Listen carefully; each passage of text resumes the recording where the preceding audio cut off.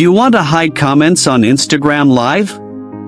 You can turn off comments in Instagram Live with just a few simple steps. Hello everyone, welcome back to our new video. In this short video tutorial, I will show you how to hide comments on Instagram Live.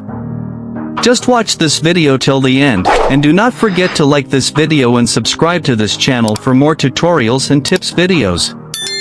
Hiding comments on Instagram Live is the action of preventing comments in the live chat during a live stream broadcast. This means neither you nor your viewers will be able to post comments during the live stream. To hide comments on Instagram live stream, first, open the Instagram app on your mobile device and navigate to your profile. Tap on the plus icon at the top of your profile page. A pop-up menu appears. Tap on the live option to start your live stream. You can optionally add a title to your live stream. Once you're ready to begin, tap the live button at the bottom of the screen.